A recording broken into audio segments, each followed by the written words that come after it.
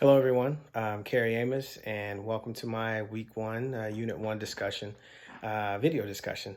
So I'm going to start off by going over recognizing the difference between strategic planning and strategic management. So my thoughts on it, the strategic planning, I look at it as being a long-term and forward visionary thinking type process. That portion is we used to use for the plan for the organization to lay out the foundation and the principles for them to succeed, what they define as success. It allows the organization to determine the objectives, consider the internal and external environment, and will hopefully allow the strategic managers to get the organization to meet those objectives. Moving on to strategic management, I see that as how the overall process is achieved. How do we get to meet those goals inside that strategic plan? Is directly related to the decisions and the actions taken to achieve the goals defined in the strategic plan. Moving on to the top reasons strategic plans fail to be operational.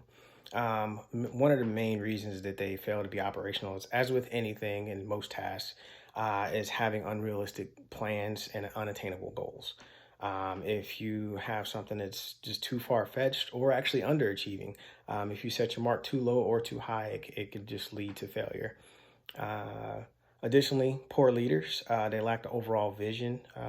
So just poor leaders in general is just bad. But if those leaders, they don't necessarily even have to be poor leaders, but if they lack the overall vision, if you haven't given those lower level leaders the vision that they need to obtain and meet these goals, then it's going to be critical to your success as well.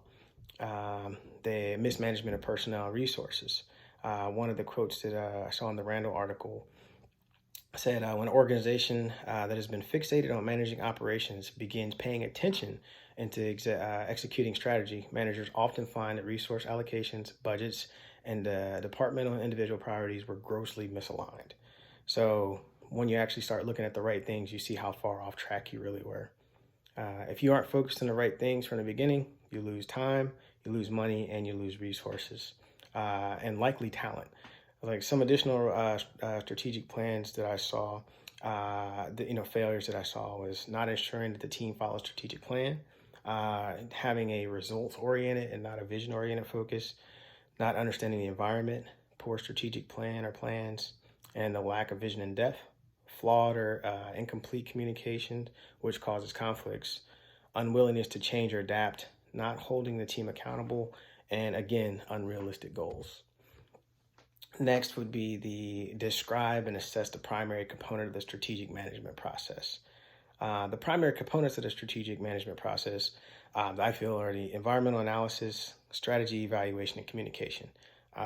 Pretty much anything that I've worked with and being in the military and jobs, 24 years in the military, communication is vital. It's key, and not just in the military, but any operation, any type of career or job that we're focused on. You have to be able to communicate effectively to get everyone on the same sheet of music and be able to work cohesively. I believe all the components are critical. However, if you're building that strategic plan, the understanding of the market, the internal and external factors is probably still the most crucial. You can have a magnificent plan, but if it's based off of bad data, doesn't matter what you do, you're going to ultimately fail. Poor analysis leads to unattainable and weak goals. You need to know your market and your competition before you're barking up the wrong tree. If you don't have a good market analysis and you start off again, you got your foot starting off the wrong direction. It's sometimes you can't recover from it, but it's just it's possibly hard to recover. You need to set your benchmarks, supervise, refine, and follow up often to ensure the team is moving in the right direction. Describe and define the responsibilities, duties of the strategic manager. The strategic manager from start to finish has one of the most pivotal roles in the organization.